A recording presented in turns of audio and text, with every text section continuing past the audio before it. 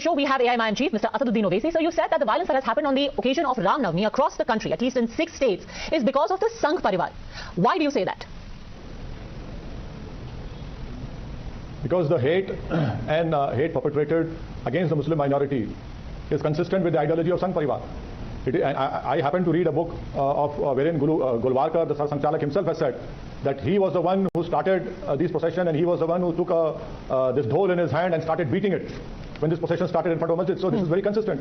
And whatever has happened, those statements which have been made in front of the police through loudspeakers, what does that tell the whole country? You know, because these people have been emboldened. These people know for sure that the government of the day is there to protect them. Yes, you might question me, what about Rajasthan, what about Jharkhand? Yes, Sangh Parivar is still prevalent over there. No one can deny that fact. But are you suggesting that on the occasion of Ram Navami, people should not take out a procession close to mosques? I am saying that if a permission is given for a procession, it is the constitutional duty of that government to ensure that the procession passes off peacefully, as the processions have passed off peacefully in various states, including my state, including my city. When you give a permission, in front of the police, violence takes place. In front of the police, poisonous and hateful messages are given through a public address system. Thirdly, in front of the police, you have processionists erecting flags on masjids. Isn't that the responsibility of that state government to stop such illegal activities? But neither in Madhya Pradesh nor on Karoli. So sorry to interrupt you, because it happened in so many cities, so often a lot of these issues get conflated. Let's take the example of 2 states, one which has the BJP in government, one which has the Congress in government. In Khargone and in Karoli, neither was any flag or any other religious symbol erected on a mosque, nor were any poisonous slogans chanted. In the case of Karoli, the DJ was playing Jai Shri Ram and Vande Mataram, and in the case of Khargone, the procession was passing next to a mosque. What warrants stone pelting on a procession on Ram Navami? And permission was given in both cases.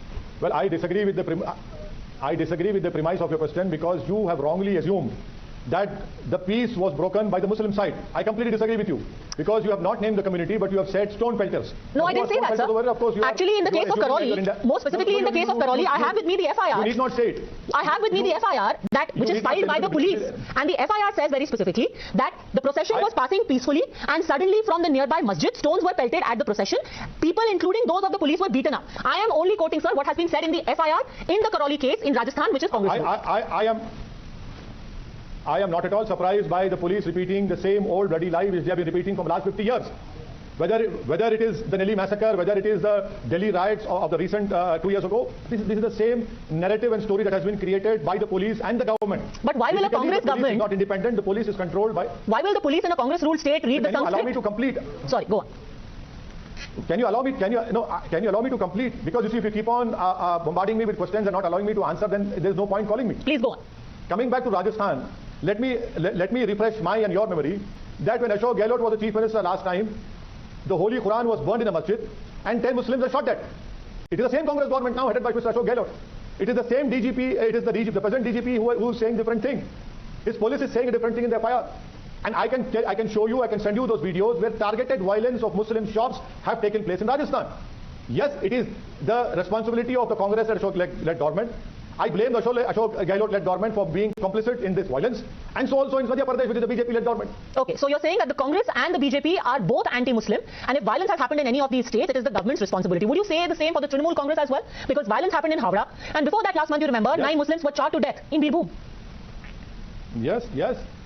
Definitely, you know, you should play that statement which I had given to your Times Now a responsible journalist who sits in Parliament, who I know him. I said the same thing.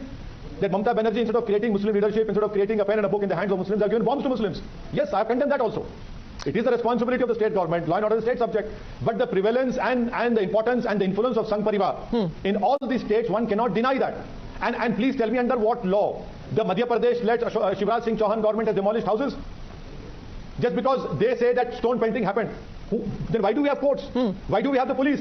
If the government of the day becomes the judge and jury, then what will happen to rule of law? According to them, you are giving a collective punishment to a community. According to them, these people have been identified by the police as the houses and establishments from where the stones came. So are you saying that tomorrow, just because you can cast the suspicion on Asaduddin Owaisi and you say that no, we will kill Asaduddin Owaisi? Can you kill me? Can you burn down my house? Can you demolish my house? Actually, why do you have courts of law? So are you suggesting, sir, that this is... CRPC? No, are you suggesting, sir, that this is being done specifically to answering to your point.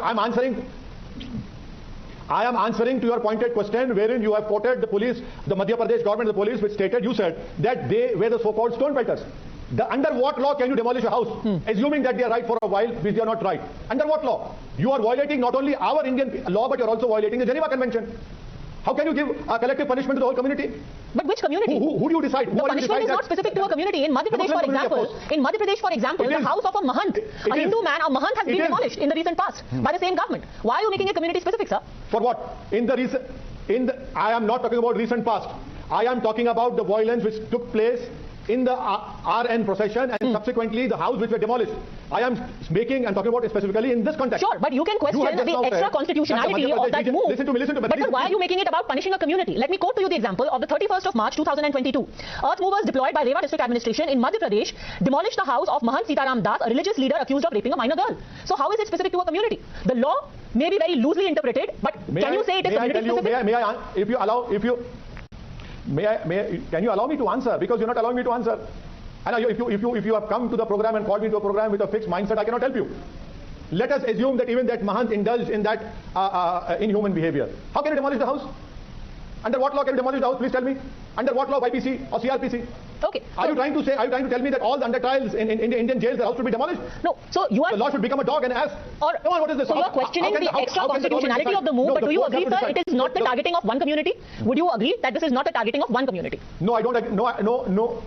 No, I don't agree with you because of the violence that took place in Madhya Pradesh, and the Madhya Pradesh BJP government, in a very boastful and in a very arrogant way, have said and claimed that we have demolished houses of those people who have indulged in that so-called stone pelting. My point is that is a collective punishment for the Muslim community. That is illegal. But how, sir? If they are doing it to a Hindu man and they are doing it to pelters who happen to be Muslim, it is action against criminals, not against the community. You cannot demolish any house of anyone. Under what law? You should go to court and convict them for the crime they have so-called claimed to be done. Sure, even but it is not about punishing Muslims. The house because the crime is not the house. It may be heavy-handed, it may be playing fast and loose, but how is it about Muslims? Bachchu Madan Singh is a criminal whose house was razed by Yogi Adityanath. It is not. I am talking about Madhya Pradesh. Let us stick to Madhya Pradesh. You have demolished a house in the holy month of Ramadan. The Madhya Pradesh BJP government happened to take a sadistic pleasure by demolishing houses of Muslims. I congratulate them for their sadistic behavior. But sir, the house of Mahant Sitaram Das was demolished in the month of Ram Navami. In the week of Ram Navami, Mahant Sitaram Das's house was demolished. You listen to me. That is also not allowed. That is illegal. Why do we have courts then? You have become judge and jury. That you decide who should live, whose house should be demolished. Will you run a country on the whims and desires of a BJP leader or the Constitution is supreme?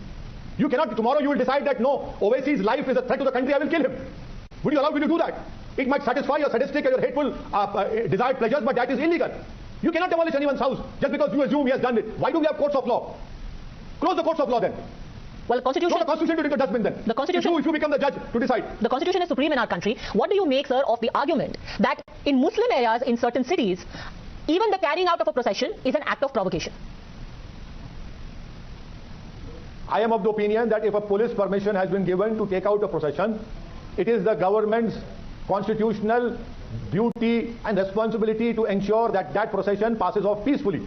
And the little knowledge I have of all the inquiry commission reports, until and unless the government decides to have a communal problem will not arise.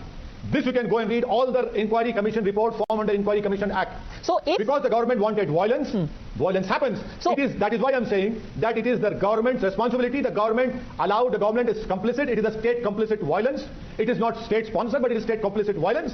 And it is the utter failure of the government. And the government allowed such elements to indulge in violence. So going by your logic, sir, then Mr. Ashok Gehlot would be complicit in allowing stone pelting to happen on a religious procession of Hindus, which had taken prior permission, and stone pelting happened in the presence of police. Then the Gehlot government is complicit on allowing stone pelting to happen on a procession of Hindus. Ashok Gehlot government is responsible for targeting burning of shops of Muslims in Rajasthan. But aren't they also responsible for the pelting of stones on a Hindu procession? No, fine. Let me allow to counter what you are saying. Ashok Gehlot government is responsible, Mamata Banerjee is responsible, Shivraj Singh Chauhan is responsible, Mr. Bomai is responsible, Mr. Patel in Gujarat is responsible, the BJP government in Goa is responsible. How is it that you give a permission and you allow a flag to be erected in a masjid in Bihar? in presence of police. But that did not happen. That did not happen. You say stone pelting. How is it that cases have been registered? Police is indulging in stone pelting. And it is condemnable. But again, when you mention about the burning of Muslim shops, why do you also not mention in the same breath that in Karoli, the man, a part of the mob, was a man named Matloob Ahmed, and he is currently absconding, and the Chief Minister is not shouldering any responsibility for the fact that a man named Matloob Ahmed, a councillor who gives support to the Congress, is absconding, and he's seen in the mob while they are pelting stones. I don't know, because if you should have also said the statement issued by the DGP. The DGP has said that that named person which you just named is not responsible. The Sir, he is there on camera. We have evidence of Matloob Ahmed there. Listen to me. Where vehicles are being attacked, he is right there. I am not sitting here. I am not sitting here as a spokesperson for that named person. I am sitting here to say that the responsibility lies with the respective state governments. The responsibility lies with the Sangh Parivar also. But sir, if a Hindu procession is pelted, how is it a Sangh conspiracy? How is it a Sangh conspiracy if a Hindu procession is pelted by a mob of which Matloob Ahmed is a part? I completely disagree with you that the stone pelting happened because of Muslims. This is an age-old story which is repeated ad nauseum, and it has been proven false lies if an inquiry commission reports are read. Every time Muslims are blamed for the violence. When the inquiry commission comes out and says that no, they are not to be blamed, no one talks about those inquiry commission reports. That is why I also demand now, let an independent inquiry commission be ordered by sitting High Court judge of the respective states. Let the truth come out. Let the guilty be punished. How long can you keep on saying, oh, the procession, when these are all age-old stories which has no relevance on the ground? I am telling you for a fact, I have read numerous inquiry commission reports which have clearly stated that the state government wanted communal violence to take place, and they allowed that violence to take place. If the state government does not want violence to take place, violence will not take place. You can go and read any inquiry commission report. Because the state government wanted the violence to take place, they allowed the violence to take place. And subsequently, it is the minorities which are being targeted now. All right. We will leave it at that. Thank you very much, Mr. Asaduddin Owaisi, for having spoken to us. An independent inquiry without a doubt. Thank you very much, madam. Thank you. Across the country, if these incidents have happened, it's the country and its image.